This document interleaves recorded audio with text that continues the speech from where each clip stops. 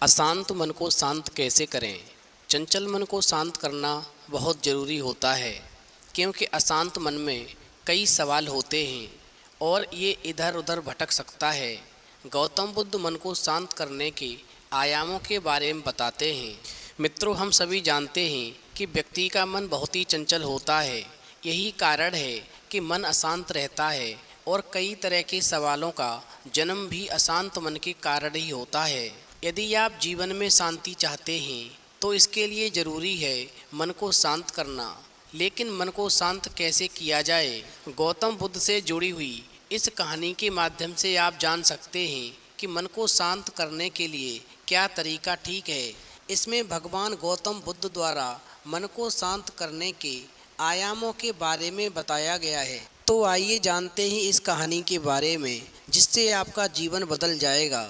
मित्रों, आप हमारी कहानी में खो जाएं, उससे पहले आप हमारे चैनल को सब्सक्राइब अवश्य कर लें और कहानी के अंत तक बने रहें। देखिए, एक बार एक लड़का गौतम बुद्ध के पास जाकर कहता है, मेरे जीवन में बहुत ही अशांति है, कृपा करके आप मेरा मार्गदर्शन कीजिए जिससे कि मैं इस अशांति से छुटकारा पा सकूं। फिर गौतम बुद्ध उस लड़के से उसकी जीवन की अशांति का कारण पूछते हैं, तो लड़का उत्तर देता है, अत्यधिक विचारों के कारण मेरे भीतर बहुत सारे विचार आते हैं जिससे मेरा मन अशांत रहता है। अब गौतम बुद्ध मुस्कुराते हुए कहते हैं, ऊपर आकाश की ओर देखो और बताओ, क्या तुम्हें सूर्य दिख रहा है।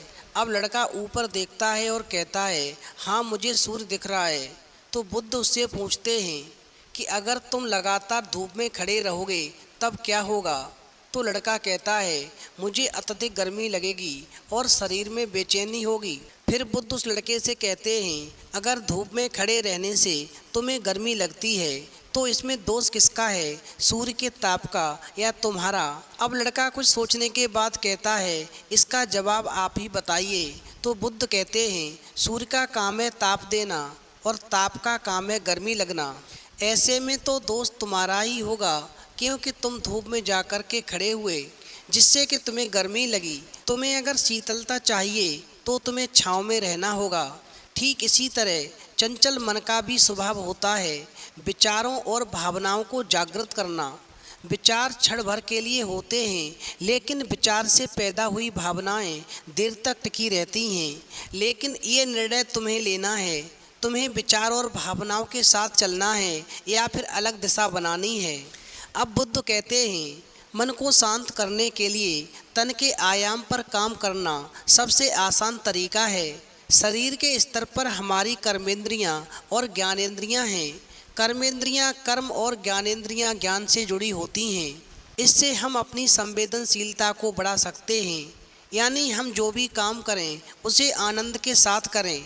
मन के आयाम से हटकर के तन के आयाम पर जाने से ही तुम्हारा चित्त शांत होगा। ऐसा करने से तुम मन के आयाम से हटकर के शरीर के आयाम पर आ जाओगे। ठीक उसी तरह जैसे तुम धूप से हटकर के छाँव में आ सकते हो, मन के आयाम से हटने पर तुम्हारी जागरूकता तन पर आ जाएगी और तुम तन के आयाम पर काम करोगे तो तुम्हारा चित्त शांत होगा।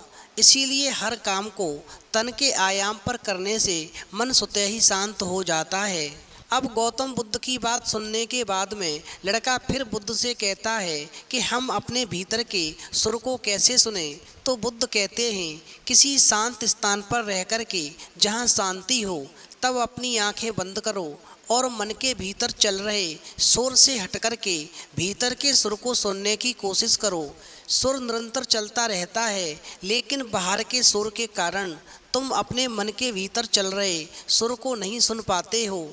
जब तुम अपने दोनों कानों को अपने हाथों से बंद कर दोगे तभी मन के सुर को सुन पाओगे। इस तरह तुम मन की अशांति से दूर हो जाओगे और तुम्हारा मन हमेशा के लिए शांत हो जाएगा। मित्रों, अंत में अब वो लड़का गौतम बुद्ध से कहता है, गुरुजी, आपने हमें जो मन को शांत करने का तरीका बताया है वो तो हमारी समझ में आ गया, लेकिन मैं अभी ये जानना चाहता हूँ कि हम जीवन में सफल कैसे हो सकते हैं। क्या हम सोचते हैं वैसा बन सकते हैं। अब गौतम बुद्ध उस लड़के की बात को सुनकर कहते हैं, आज मैं तुम्हें 6 बातें बताता हूँ।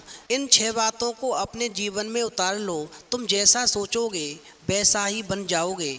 नंबर 1, किसी जंगली जानवर की तुलना में कपटी और दुष्ट मित्र से ज़्यादा डरना चाहिए, क्योंकि एक जंगली जानवर सिर्फ आपके शरीर को घाव दे सकता है, लेकिन एक बुरा दोस्त हमेशा आपके दिमाग में घाव कर जाएगा, जो कि आपके लिए एक दिन मौत का कारण बन जाएगा।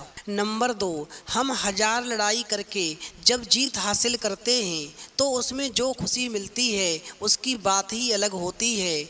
इसी तरह खुद पर जीत हासिल करना आपको आना चाहिए। अगर आपने खुद पर जीत हासिल कर ली तो समझ लेना हमेशा जीत आपकी होगी। नंबर 3, कभी भी किसी के ऊपर शक या संदेह नहीं करना चाहिए। इससे रिश्तों में खटास, दोस्ती में दरार आती है। शक एक ऐसी चीज़ है जो कि विष बन कर के अच्छे खासे रिश्ते को तोड़ कर के तहस नहस कर देती है। शांति हमारे अंदर से आती है, आप इसे कहीं और ना तलाशें।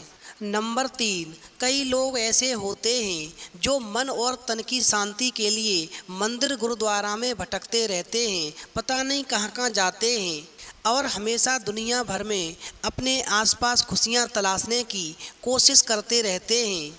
मगर हमेशा ध्यान रखना, इसके बदले हमें हमेशा अच्छे कर्म करके उसमें खुशी तलाशनी चाहिए। नंबर 4, हम वही बनते हैं जो हम सोचते हैं। जिस तरह कोई व्यक्ति बुरी सोच के साथ बोलता या काम करता है तो उसे कष्ट ही मिलता है। यदि कोई व्यक्ति शुद्ध विचारों के साथ बोलता या काम करता है तो उसकी परछाई की तरह खुशी उसका साथ कभी नहीं छोड़ती। नंबर 6, हमेशा हमें अपना काम करना चाहिए, कभी भी भविष्य के बारे में नहीं सोचना चाहिए।